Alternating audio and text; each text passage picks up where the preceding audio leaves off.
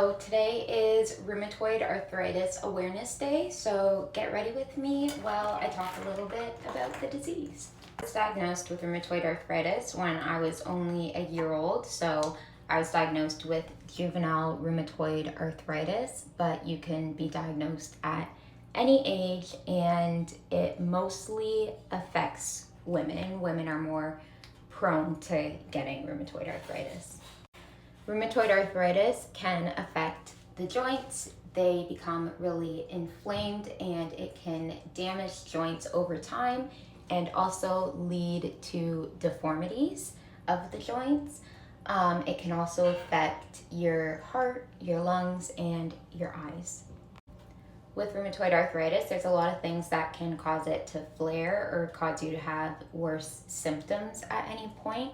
Some of those things that can trigger it are like the weather. So when it's cold or the weather temperature switches really quickly, even if it's raining or storming, things like that can actually cause symptoms to worsen in a flare. Certain foods can trigger it.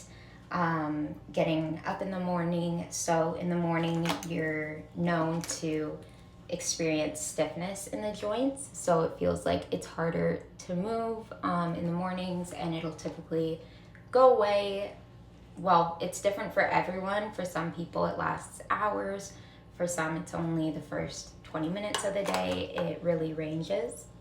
Some of the things that I've noticed trigger my symptoms or make my symptoms worse are things like gripping or trying to open things.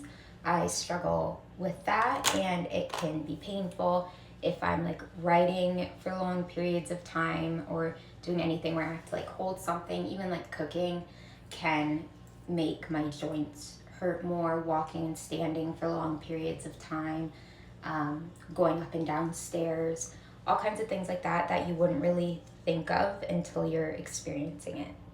Unlike osteoarthritis, rheumatoid arthritis is actually an autoimmune disease. So your immune system is wrongfully attacking healthy joints and surrounding tissues. So the treatment for rheumatoid arthritis to help slow the progression of the disease is biologics or immunosuppressants. So medications like Humira, Remicade, Cimzia, Inflectra, there's a wide range of them, and it all suppresses your immune system to stop it from attacking your own body and those healthy tissues. So when you are on those, you're normally on them for life to keep the symptoms at bay. Common symptoms from rheumatoid arthritis is fatigue, fever and chills is really common. Obviously, joint pain, and then vision issues. So light sensitivity, pain in the eyes, blurred vision, all those things can be caused from rheumatoid arthritis. Rheumatoid arthritis is also known to actually go into remission, so no symptoms, no signs of the disease during pregnancy. It's not everyone, and it kind of depends person to person, but some people have a relief of symptoms, lesser symptoms or no symptoms at all during their pregnancy. And I'm pretty sure it's something related to the hormones that relax your joints and your tissues and everything. But yeah, you sometimes don't have any symptoms or you feel a lot better during pregnancy, and then it kind of comes back right after birth. Rheumatoid arthritis is typically diagnosed through blood work and x-rays, and then also criteria, so symptoms that you're experiencing. So joints affected, things like that. Rheumatoid arthritis typically affects symmetrical joints. So if you're having a flare of one knee, it's really common and more likely that it's going to also affect the opposite knee. Same with elbows and hands. If you're experiencing symptoms in one joint, it's almost certainly going to affect the other joint at some point.